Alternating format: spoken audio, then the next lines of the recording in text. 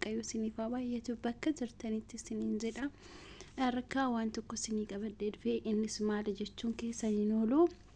har'a wanta qabadhee dhufee jechuudha. Intala takkatu maal godhaa yookiin abbaa manaatu maal godha isinitti fakkaate odoo daa'ima lama qabu jechuudha. Ifama baay'ee xiffachoon naan taphachaa jira. Daa'ima lama qabaa ture haadha manaa waggaa 5 wajjin turatu jira. Haadha manaa sanirratti isin kaa dubartii waan nama xuxxuun beekamu dubartii waan kana namicha kana si jaalatti dubartiin si jaalatti yeroo si jaalatu dubartiitti sun immoo jaalateeti miti kan jaalate waan ta'een xuxxeetii yaa'u digimtii minaamina jedhamu kanaani isaan sababa saniin ofitti fiddee jechuudha mucaa isin jedhamu namicha. Kazaan oduma waliin jaalatan oduma waliin alaan jiran iyyuu daa'ima isaa gatee haadha manaa isaa ishii duraa san gatee waggaa 5 wajjin jiraate gatee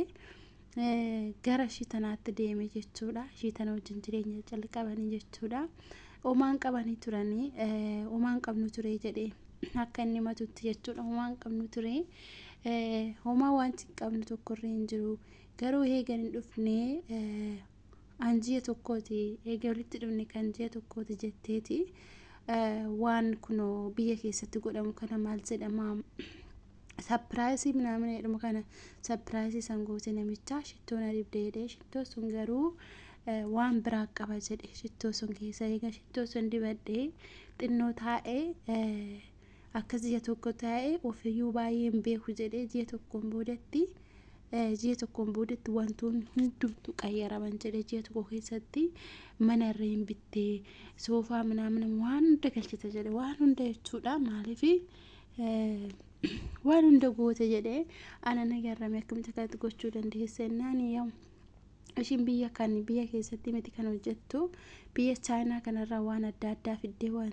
Itoophiyaa keessatti gurgurama waan Itoophiyaa keessatti gurguramu biyya Chaayinaa geessiticha waan Chaayinaa keessatti gurguramu warra Itoophiyaa fiddedhani kana sababan hojjedhuuf hanqaqayyaree akkatti jettee akkatti mana biteettee dubbatte jedhe gaaf kaanitti istikaa eegajiya muraasa turanii wajjiniin ji'a ja'an boodatti ji'a muraasa turanii dhukkubu qabeedhe na dhukkuba jedhe baay'inaan na dhukkuba jedhe maaliif yaa'u adurree minaamina fiddi jedhe adurree saree minaamina saree buchullooti kana fiddi buchulloota baay'een jaaladhamna kiyyaa walnaan jetti ani maqaa buchullaa san yookiin guyyaa lamaan boodatti na argu jedhe guyyaa eecha dhaqan gisee nani jedheen jette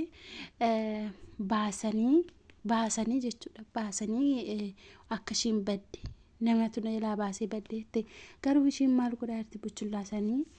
namicha kana qaltee akka ndaakkootti qaltee nyaachisaa jirti jedhe na nyaachisti jedhe garuu inni ofirratti hin beekne yeroo sanii fi bakka foon ani nyaadhu foon mana keessatti foon malee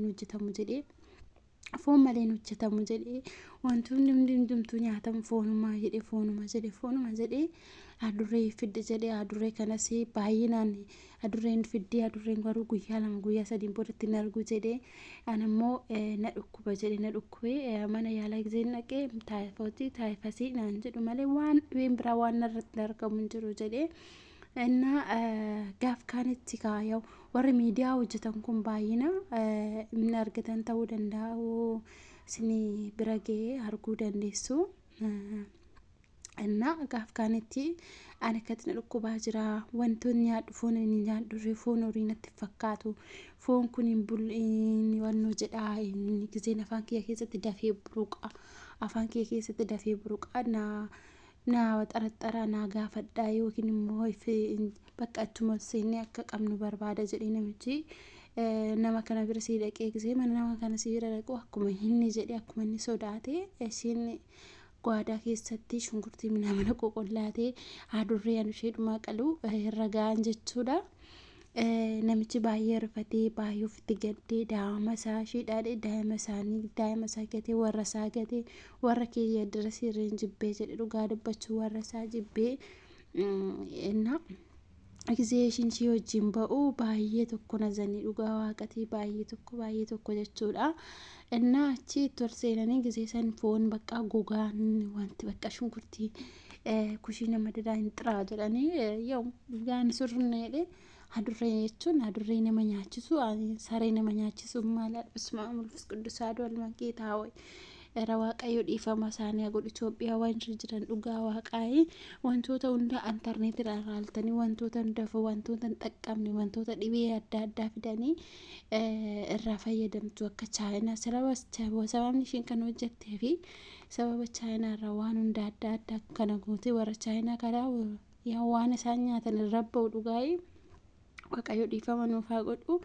Inna Waaqayyo kana nu eegu Rabbi nu eegu odomnaan dhabame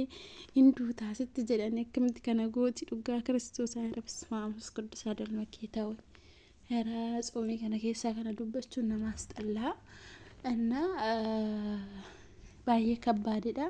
abbaa manaa ishee akkas gootee booddee abbaa kiyyaa jetta abbaa kiyyatu digimsi qaba abbaa kiyyatu kana qonqaay kana qaba abbaa kiyyatu waan baay'ee dubbatte kaashee waan baay'ee himte abbaan kiyya kana hojjeta abbaan kiyya nama sin ajjeesu iyyuu hin danda'a jettee garuu amma ishiin dheedhaa galtira waan nama ajjeesu siya seexanni waan eessatti seexanni aangoo qabaa nama ajjeesaa miti isaan namni kana hojjetu warra seexana dhugaa Kiristoosii ara Waaqayyo dhiifama isaaniif haa godhu baay'ee ulfaata dhugaa Waaqa abbaa manaashii tillee tokkorra ciisu akkamitti kana gootetu ishiin nyaatte inni akkamitti garaa kamtu fuudhe ishiin nyaadhotte itti kennitti baay'ee kabbaadidha Waaqayyo nu haa baasu Rabbiin nu haa baasu hunduma keenyayyuu wantoota adda addaa laallu kun nu minaanuu manatti nyaachuun dhoowwaa jira dhugaan nu siginin jechaa jira dhugaa Waaqatii fi nama zagganaa jechuudha maal akkamsiin hin jedhu dhugaa Waaqatii fi Rabbiif inna namaas xallaa baay'ee jechuudha ሁላችሁም ራሳችሁን ጠብቁ ራስ መጠበቅ አሪፍ ነው ብዬ ነው የሚያስበው እኔ ማለት ነው እዚህ ላይ ሚዲያ ላይ ሁሉም ነገር ሰዎች የሚሰሩ ሁሉም ነገር እንዳታዩ ማለት ነው ሲጀመር በቃ ወይ ነገር መጥፎ ካያችሁ ቶሎ ብላችሁ አጣፍታችሁ በቃ ሌላ ማየት ነው እንጂ